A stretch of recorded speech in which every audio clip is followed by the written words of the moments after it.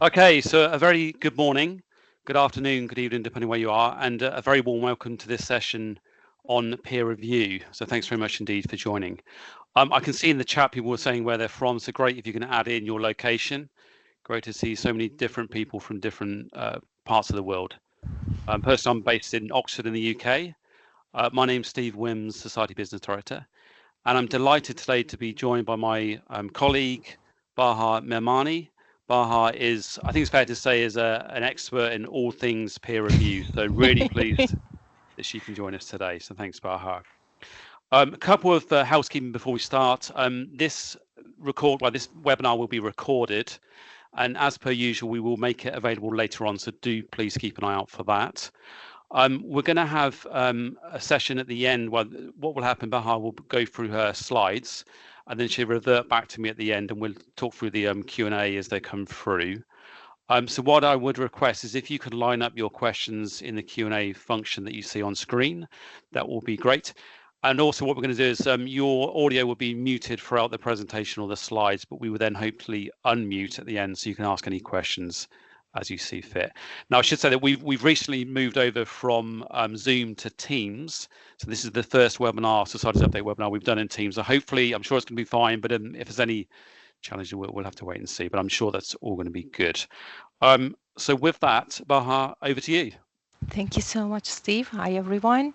Thank you for the introduction as well. Yes, I'm an Elsevier employee, but I am also EASE member.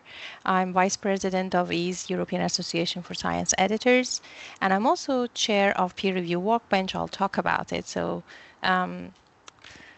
think about all the conflicts of interest. I try to be transparent, and I also try to be honest about everything that I share during the slides. Now, I would like to keep this session as interactive as possible, so I'm going to ask you lots of questions. I'd appreciate it if you participate in the polls coming through. What I'm going to talk today is to give you an overview of what the research community think about peer review, what do they want to get out of it, and then based on those, give you an overview of the developments and trends in innovations and initiatives around those themes. And as Steve suggested, invite everyone to put your questions in the Q&A so we can follow up afterwards, even after the session, because in the chat they will be disappearing. So in terms of peer review, I don't think any of you want any introduction about it, but I'll give you an overview of the researchers' attitude towards peer review and then how that plays a role in the general picture of building trust in science. Now, before going through that, I'd like to ask you, how do you define peer review? Feel free to put your definitions in the chat. At least we can get some insights from there. So usually journals give an indication about their peer review process. What does it mean? Is it the editorial office evaluating the manuscript? Is it an editor-in-chief? Is it a group of editors? Is it sending manuscript to external experts? Think about all of those options and put them in the chat. All right, so when we pose this question to researchers in a survey, these are the answers we got from the research community. The majority, 87%, believe that evaluation of research by two independent relevant researchers within the field, either with or without any input from members of editors, is defined as peer review.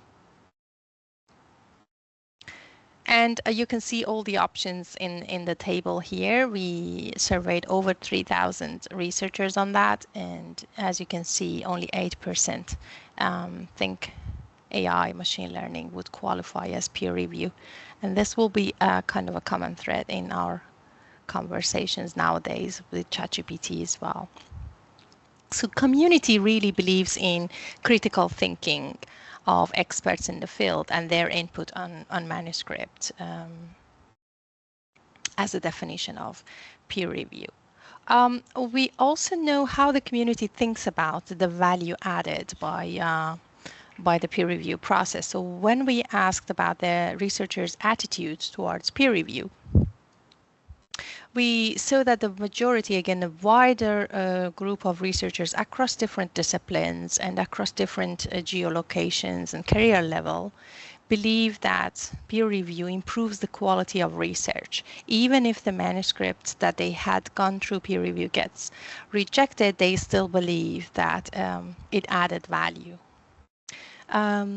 When we asked if they think public knows what peer review is, only 38% believe that the taxpayer basically knows not much about the value of peer review.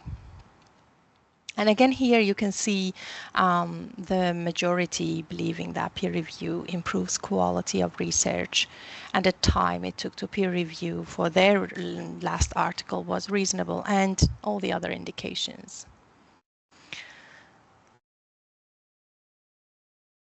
Interestingly enough, here on this slide, you can also see that data and supporting material community believes that needs to be part of the peer review process. And unfortunately, there is a lot of discussion around that lack of clear guidance around data and supporting material peer review that needs attention. What do the researchers across the globe want? Well, the last survey by Publishing Research Consortium indicated that 82% of researchers agree that without peer review, there is no control in scientific communication. And I think the pandemic taught that the hard way to the entire globe.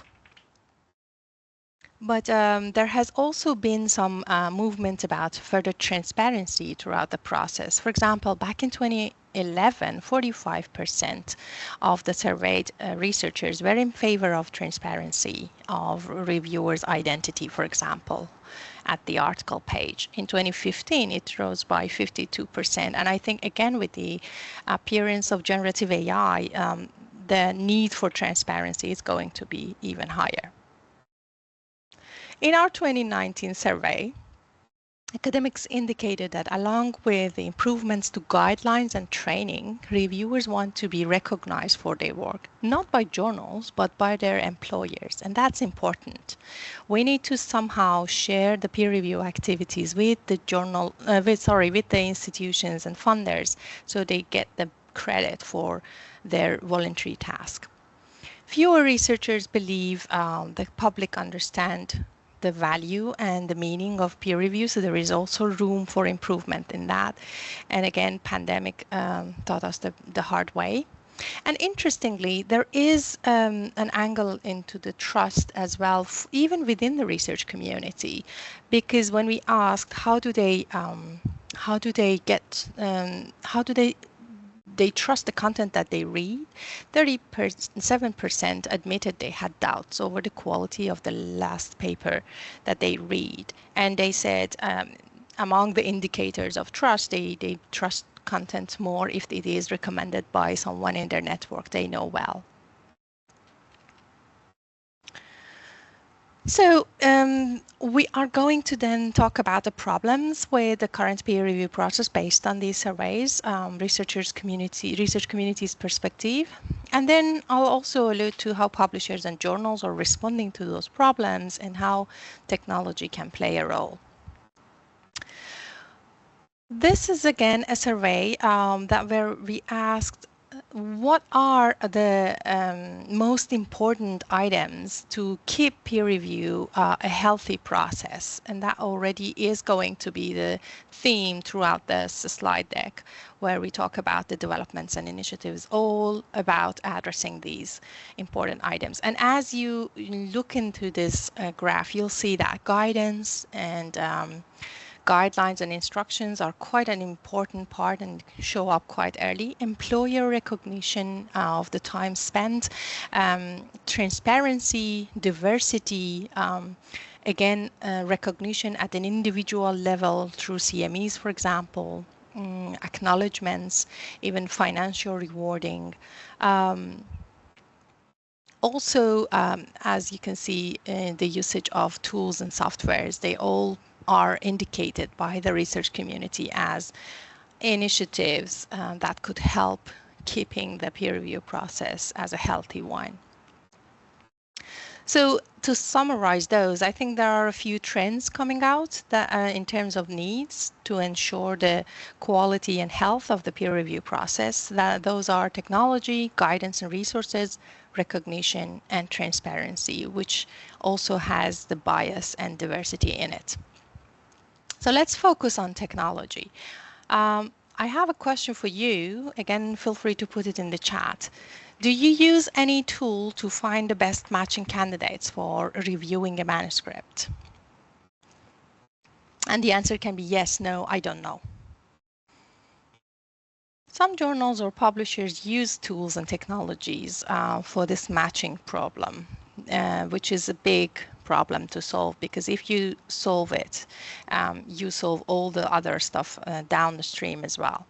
I can give you an example of how Elsevier is using technology to match manuscripts against people expertise.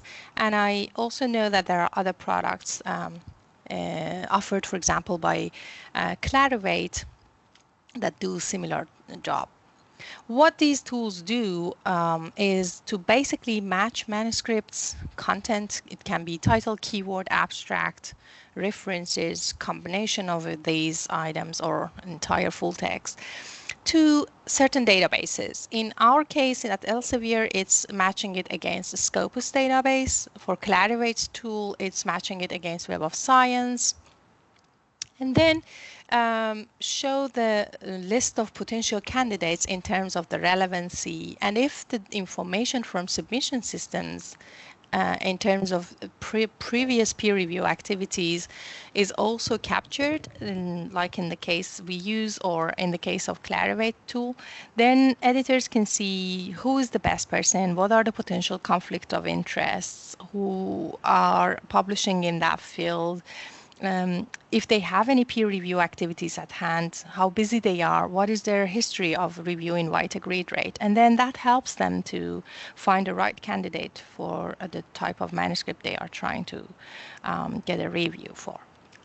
Another use case of technology is to improve the process of peer review by bringing it online. Most manuscripts submission systems allow reviewers to download the PDF file, and then reviewers go and review and then come back and submit their comments. We started using technology to bring peer review online in the sense that all those commenting can happen on the manuscript itself, and then editors can have a good overview of who commented on which part of the manuscript, and authors can easily see and navigate through all those parts and come back with their revised version. Well, technology, talking about technology, there is also generative AI. So I have another question for you. Do you have any author, reviewer, editor, generative AI use policy? And the answers can be yes, no, I don't know. Put them in the chat, please. So a lot of journals and publishers started since last year to come up with their own tailored policy of how authors, editors, reviewers are recommended to use generative AI during the peer review process or manuscript submission. And at AES, we are working on kind of a guidance around building those kind of policies for journals. At Elsevier, we started developing these policies quite early on, early last year, where we have clear website, and then where we also indicate per role what is recommended for authors and how they need to disclose usage of generative AI. We are against editors and reviewers using generative AI at this stage, and we always tend to also mention these are quite changing landscapes, so we need to also adapt our policies as we go along. So if you're thinking about having a policy, if you don't have any yet, it's good to also keep in mind that things change and probably policies will change as well.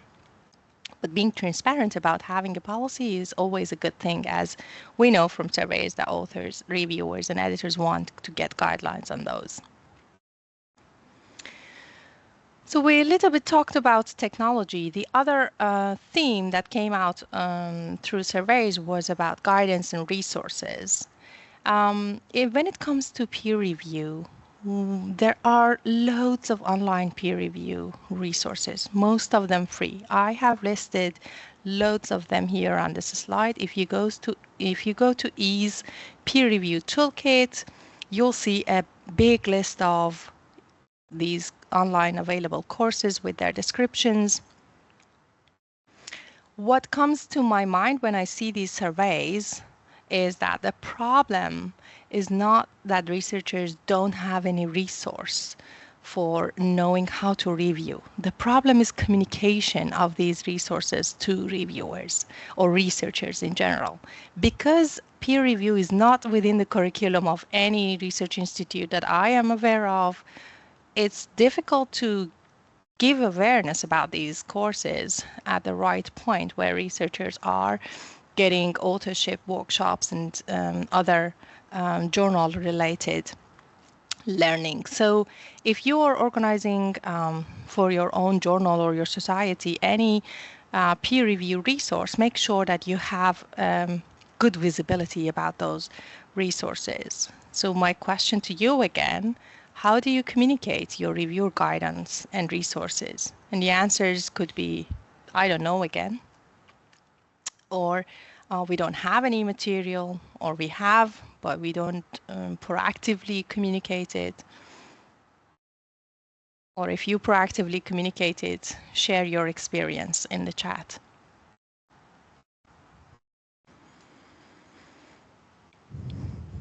And related to that, I want to also ask you, do you have a reviewer mentorship program? And answers can be yes, no, I don't know. Because that's a very good way of guiding reviewers through the process, specifically the new ones or the younger ones joining your journal peer review network.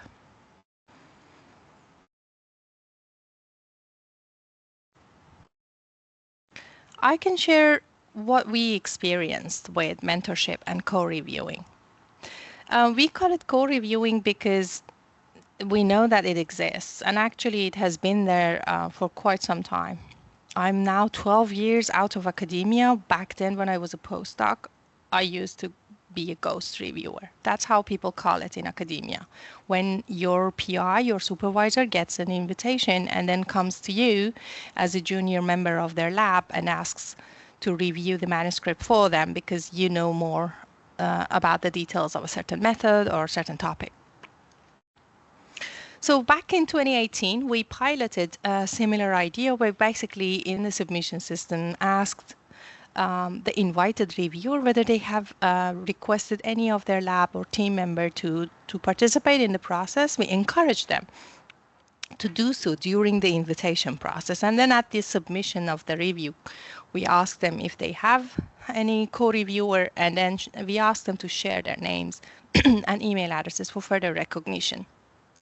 And we got very successful with that. But unfortunately, because of all the dependencies, logistic dependencies, we didn't get to upscale it. But at the same time, I remember eLife published a paper in 2019 where they surveyed researchers across different disciplines.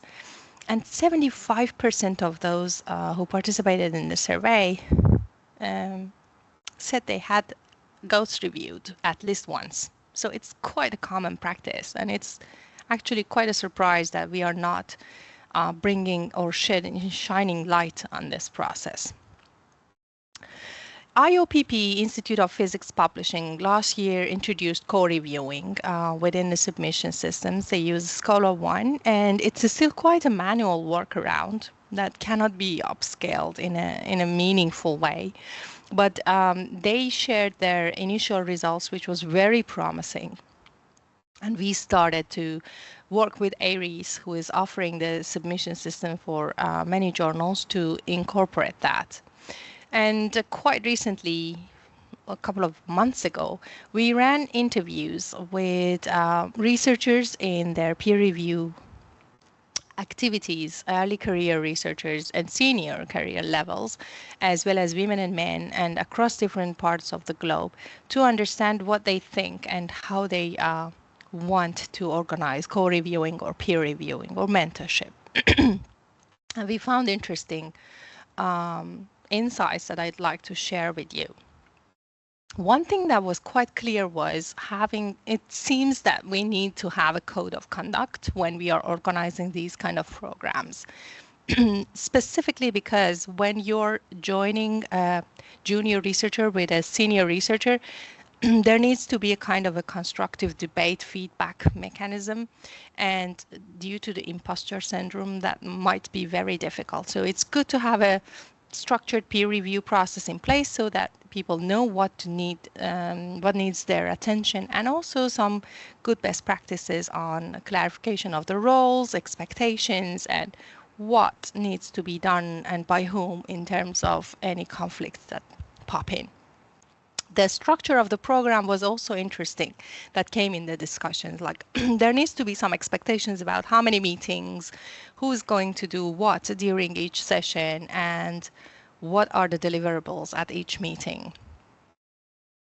And obviously, there was also conversations about how am I going to benefit from this in terms of career level improvement of my position in the network and co-authorship opportunities for later joint collaborations. I mentioned the structured peer review. Structured peer review is basically bringing structure into the reviewer comment to author in terms of setting up a certain number of questions that address different aspects of the manuscript and then apply for all article types within a certain subject area. And you as a journal editor or editorial office can think about the most important aspects of a peer review report that you want to be in every review or comment you receive, and then turn it into a structured peer review questions. We introduced it a few years ago and recently published a paper that basically summarizes our findings. I put a link here. Probably we will be able to share the slides afterwards so you can go through all of those links. And we found interesting observations. One of them was it improves reviewer inter-rater agreement. So if you're an editor, you know, for many manuscripts, you get two totally conflicting reviewer comments, at least bits and pieces of the comments for the same manuscript. By introducing structured peer review, you reduce that by quite a significant amount. It also guides reviewers throughout the evaluation process and makes the recommendation type and their judgments harmonious, which is not usually the case in the normal free text review or comment. And it helps also them to put in the right framework and be constructive. Our findings suggested to provide per each section of the manuscript 1 or 2 questions, and we are not alone in this. Many other journals and publishers are using structured peer review, including Springer Nature, PNAS, PLOS ONE, and F1000, who was the pioneer in this topic. So I'd like to ask whether you have any form of structured peer review in your journal. And you can answer by yes, no, I don't know in the chat, please.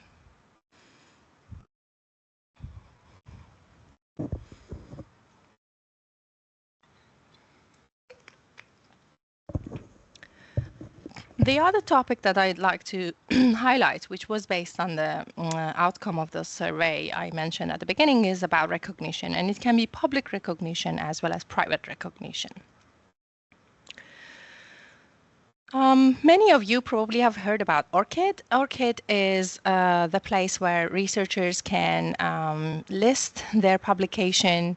And since a few years ago, they also introduced the peer review section. As you can see in the screenshot on the other side and the right side of the screen, now journals and publishers can directly share peer review activities of researchers with ORCID. It only accepts verified sources. So I, as a researcher, cannot go in ORCID and open my peer review activity section and add a peer review record. It should go from journals, publishers, or services, such as Reviewer Credit or Publons. And then it appears here, which is a kind of a public recognition for the review activities. And I know that most institutions recognize ORCID, so it's a good practice to share peer review activities with ORCID if you want to give recognition to your journal reviewers. Elsevier journals share peer review activities with ORCID, and because we have different peer review models, we chose the tightest data sharing so that it doesn't infringe the peer review model, specifically if it is double anonymized. So we only share the journal title, the year, and the number of reviews that the person has submitted to the journal, regardless of the decision. Now, my question to you is, do you share your journal peer review activities with ORCID? And the answers can be yes, no, I don't know. Please put them in the chat.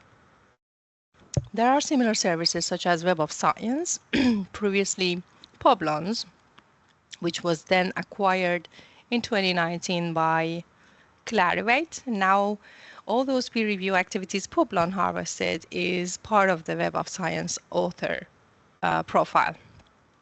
Many publishers also share peer review activities with Web of Science, including Springer Nature and Wiley. We at Elsevier do not share peer review activities with Web of Science because they are our competitors. So my question to you is, do you share journal peer review activities with Publons or Web of Science? Answers can be yes, no, I don't know.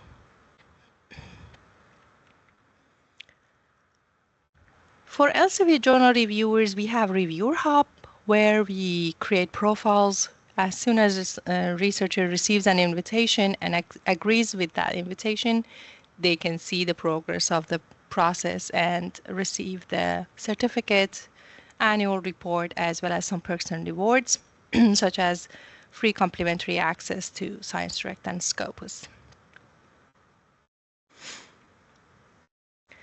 But these profiles and journal recognitions all have their limited appeal, because if universities and institutions do not count peer review activities in their evaluation processes, as researchers mentioned in the survey, then they won't be recognized by their employers at the end of the day. So we need to also make sure that institutions hear about their review activities of their researchers. Then, apart from public recognition, there is also personalized recognition, which also was mentioned, like monetary rewards, CMEs, APC discounts. And I always think these are all wonderful recognition ways, but they need some kind of a quality measure in place. To offer individual reports appropriately, a journal needs to create a well-thought and misconduct proof, an inclusive definition of peer review quality, and be very transparent about it and communicate about it continuously. If you have that in place, then all of these could be an option, depending on the budgets and policies within the journal. Offering monetary rewards, obviously, is the one that requires the most resources to make sure that the monetary rewards goes to the right person, and also requires a lot of bookkeeping tasks that mean the journal needs to have the bandwidth for that. And the most important thing in offering monetary reward is to make sure that you won't open the door and gate for paper mills and fraudulent review activities. CME accreditation is a great system in some communities, and it offers also the CME based on some review quality. I know some of them are using review quality instruments.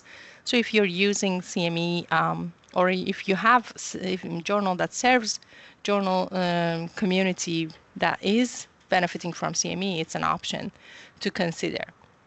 As it comes to APC discounts, if a journal is publishing open access, discounts on APC might sound interesting and appealing. I have not seen any study that shows its effectiveness.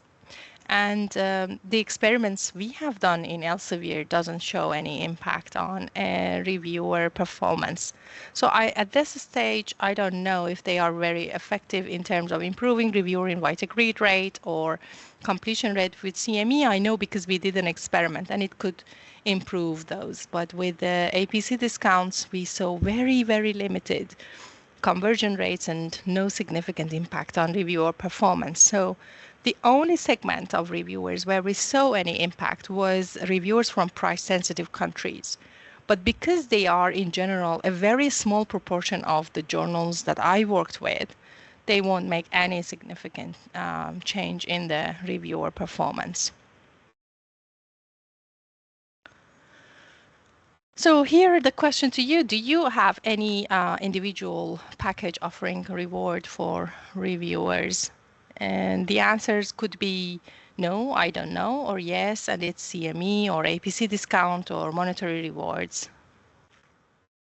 Please put them in the chat.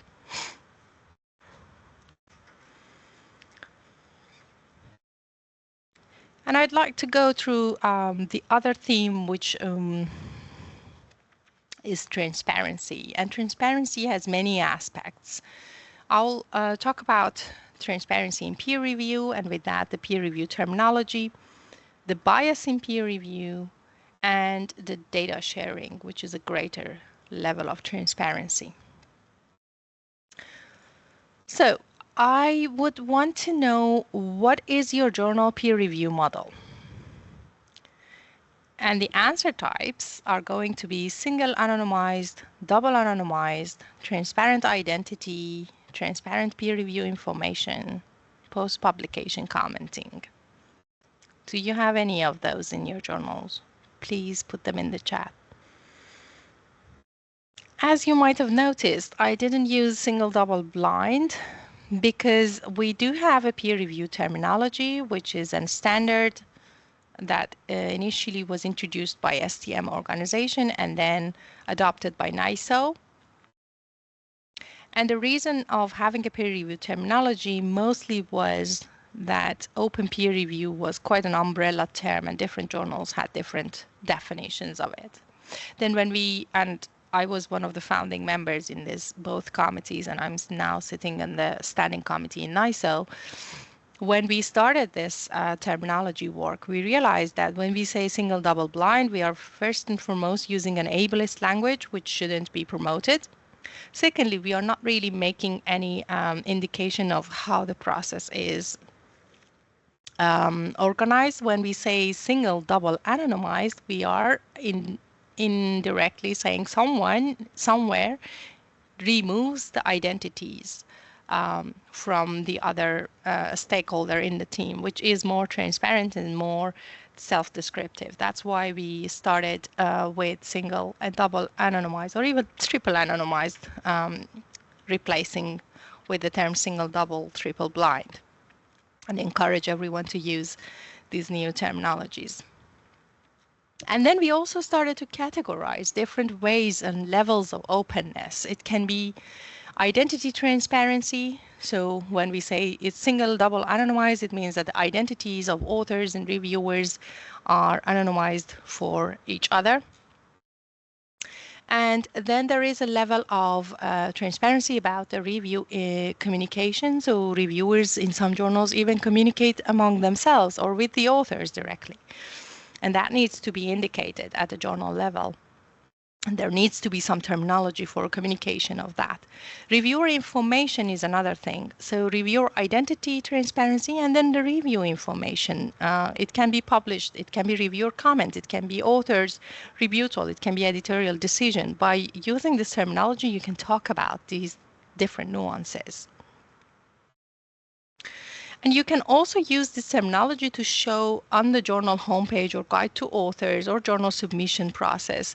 What do you mean by your journal peer review process? This is an Elsevier journal example of communicating their peer review model. So they say, we have an identity transparency process of single anonymized, and the reviewers only interact with editors. And what we publish in terms of review information is review reports, when reviewers opt in, and the author and editor communication and the editor identities. This is way more informative than saying we organize, single anonymize, and we publish something afterwards.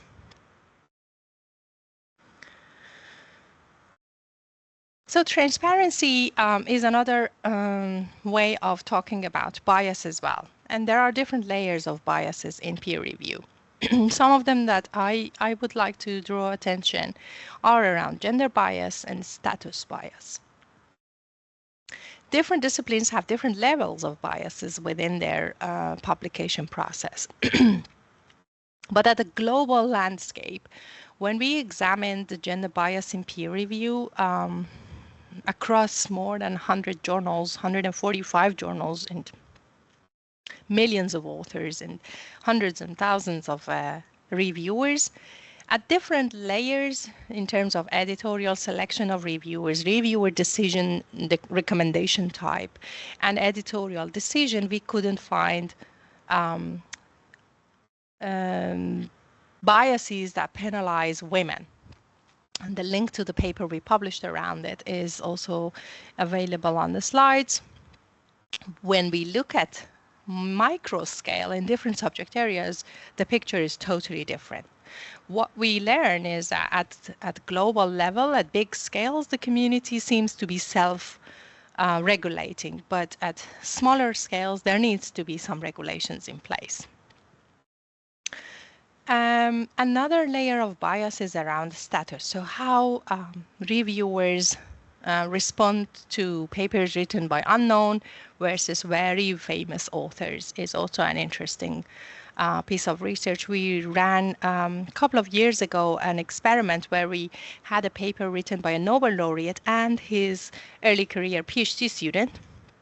And we sent it to different cohorts of reviewers. One group would only see the Nobel laureate name. One group would only see the PhD student name. We had a control group of single anonymized who seeing both names as reviewers, and a group who would see nothing about the author identities. And then we looked into reviewer invited read rate and their recommendation types. And interestingly, we had such a big, clear-cut indication of status bias, where only 23% of reviewers who saw the Nobel laureate name recommended reject. 65% of those who saw PhD students recommended reject. And the double anonymized group seemed to be the fairest towards the PhD student by indicating 48% of that group recommending reject. The results and the details of this study is also available on the link on the slide. So in order to mitigate these biases, we first need to understand where the baseline is and continuously monitor it. So when we talk about gender biases, specifically at the discipline level, we have no idea what the gender composition at the different certain subject areas are. Even for the study that we ran, we only could use gender guessing processes, and that's not a very good and scalable way of doing things. Ideally, you want to have self-reported gender, and that's one of the reasons we introduced gender identity questions in our submission systems, asking authors and reviewers to self-identify the gender with which they identify themselves, and they can always prefer not to disclose. And then what we see is the trend. We don't want anyone to see individual level information. What we want to see is, for example, in physics, what percentage of authors are women, what percentage of reviewers are women, and how can we balance any inequalities that we see there. And when another way of mitigating bias is transparency. Unfortunately, in that status bias study, we couldn't have a fifth group, which we would ask reviewers to have a transparent identity. But we know from other experiments and initiatives that transparent peer review in some ways influences the reviewer performance. For example, for a pilot that we ran, we could see that transparent peer review publishing reviewer information makes reviewers writing more objective papers. objective reviewer comments. We also saw that introducing that kind of transparency doesn't negatively impact the reviewer invited read rate or completion rate. So these are all good indications on introducing transparency. You could perform those transparency layers into the journal depending on the possibilities that submission systems offering you. One observation we had and worth noticing is that when you choose for identity transparency, it's important to note that for our pilot, we left it to reviewers to opt in for identity transparency. So we would publish the reviewer comments either with names if they opt in or anonymously. And when we looked at the review recommendation type and the identity transparency, we saw that those who opted in for their identity were the ones who either recommended accept or minor revision, which is understandable in the hierarchical landscape of research. So it is important to give the option to reviewers to remain anonymous while you're thinking about identity transparency.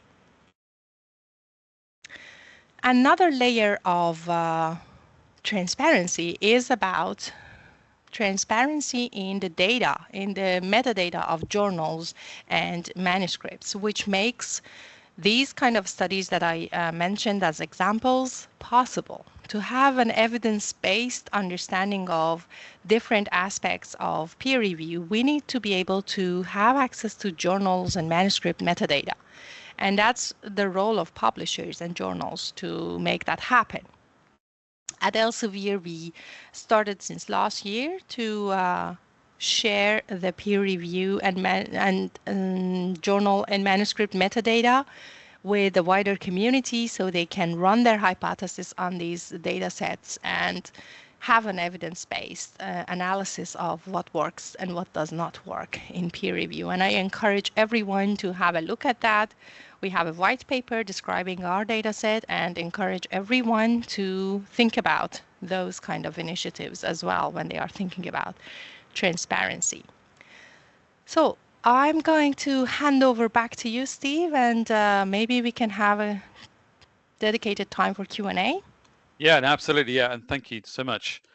Really interesting. So we've got some questions come through. As I say, if you do have any questions, do line them up in the Q&A. And I think, Julie, we're going to open up the floor, the audio, if people want to voice over their questions. But let me know if that is the case. Yes, I opened that up now. Yeah, great. So if you have any questions, shout out. Just one on the Q&A function of Teams from Donja Shira. Sorry if I mispronounce your name there, but I would love to implement a peer review mentorship program, but it's difficult enough just to find people willing to review manuscripts. Can you recommend any strategies for convincing researchers to serve as mentors? What incentives do you offer them, or do editors normally fill this role? Very good question. I know from IOPP that they don't necessarily try to match mentors with mentees. When they are sending an invitation letter to researchers, they encourage researchers. If you have someone in your team that you want to learn more about peer review, or you think they have knowledge that is worth contributing to this manuscript review process, please accept the invitation as a co-reviewer.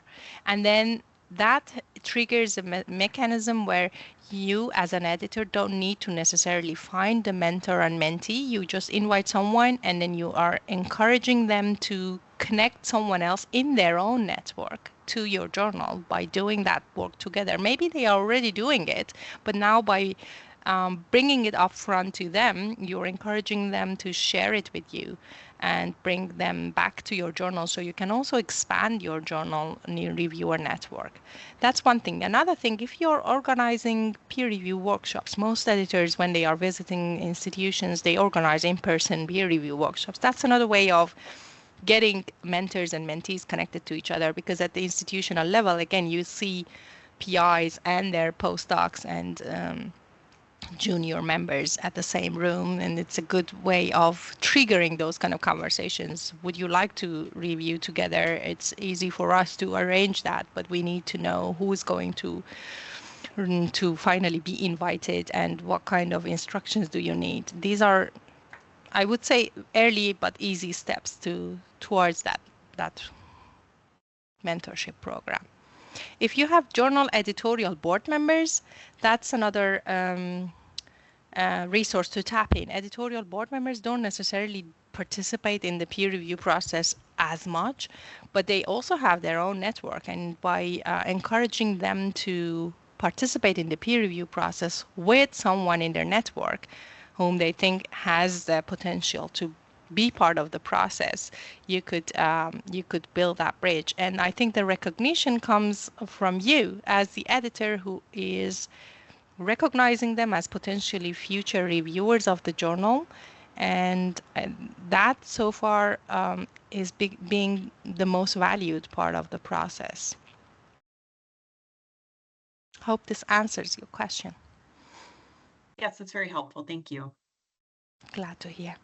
All right, thanks both. Any other questions before we close the meeting? Feel free to. You should be able to unmute your audio if you'd like to ask a question. Please go ahead. If not, I had a quick one. I noticed, Bahar, that you mentioned that 38% believe peer review is well understood by the public. Now, of course, that means 62% potentially don't believe it's well understood. Is that a problem, do you think? And if so, how do we address that? Any views on that? And maybe the audience also have a view on it. Oh yeah, I'd love to hear audience's view as well. I think it is a problem. It is a big problem because when a paper is peer reviewed, it means that it has gone through certain criticism process, and at least some questions have been asked about the collection of the data, the methodology, the results, and their validity.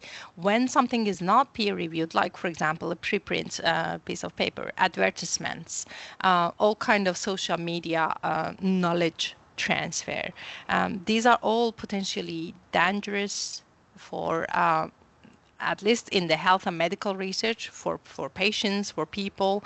And it is important to educate the wider community about the value of peer review that makes science trustworthy.